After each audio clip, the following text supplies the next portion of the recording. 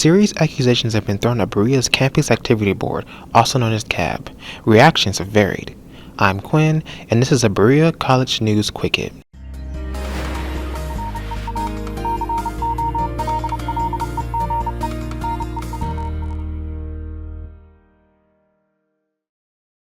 CAB is one of the college's organizations that is responsible for hosting events on campus. They also collab with other organizations, such as the SGA, on campus to host events from time to time.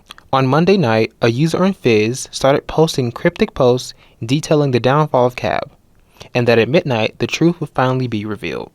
Near midnight, the user posted a 4-page document detailing internal issues with CAB. The document was sectioned off into 6 categories: abuse and neglect from administration, defending discrimination, favoritism, an absent advisor, exploiting student labor, blackmail and retaliation, no control over CAB's vision, wiping CAB clean, and a broken system. Most of the allegations in the document were aimed towards Charles Saunders, who is the Associate Director of Student Involvement and Engagement. Some of the allegations include Saunders overturning the firing of one member of CAB for discriminatory comments. It was allegedly overturned because Saunders favored the member. Another accusation by the author says that Saunders met with student leaders of CAB last spring and issued write-ups for an unknown situation that student leaders were not responsible for. Saunders then allegedly started a campaign to get rid of all students in CAB. The author of the post goes on to say that Charles supposedly started blackmailing students and prohibiting them from pursuing their positions in CAB again.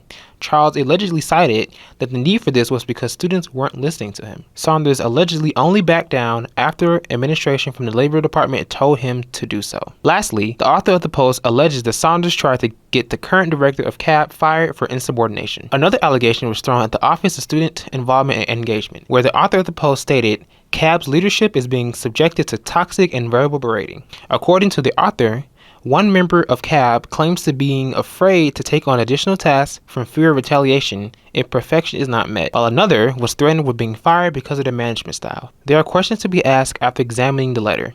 For one, the writer of it states that they are not a current or past CAB employee, only that they volunteered.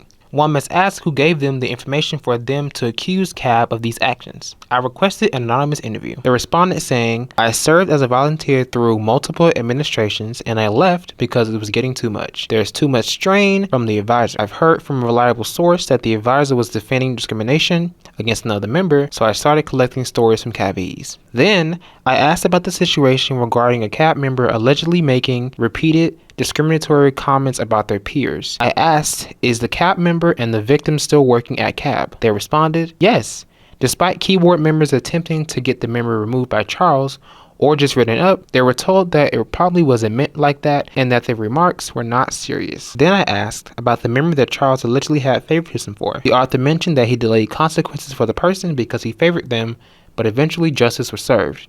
I asked who served this justice if it was not Charles. The author responded, the Labor Department and the Dean of Labor themselves. I then asked about the initial response to the letter. Students on campus have disagreed with the author, saying that Jonathan Simmerly should be the one to blame, not Charles. I asked the author could they confirm or deny this, or feel free to give any general thoughts about this topic. They responded, I can absolutely deny that Jonathan is to blame for the accusations. When talking to the victim of the racist comments, their story lined up completely with his story. I have been in contact with multiple people high up in the organization, and many of the things that are holding up the organization from reaching its potential are things he can't control, or the power he would have had to fix it were stripped from him by Charles. After that, I asked, would the author be willing to share any information about themselves to add legitimacy to their letter? They responded saying that they are a senior that was with the organization for 6 semesters. They said they are still very close with current and past members. One of the e-board members is very close with them, and they have semi-close relationships with the rest. They stated they have also been asked to come back multiple times, but they refused due to some of the things listed in the letter, as they were one of the victims. Finally, I asked, did they write the letter themselves, or was it a collective effort by other affected CAB employees? They responded saying they wrote the main part of it, but some people did request for things to be added, and they were. Reactions are fluid, some expressing frustration with CAB, others against Saunders, while some are defending him.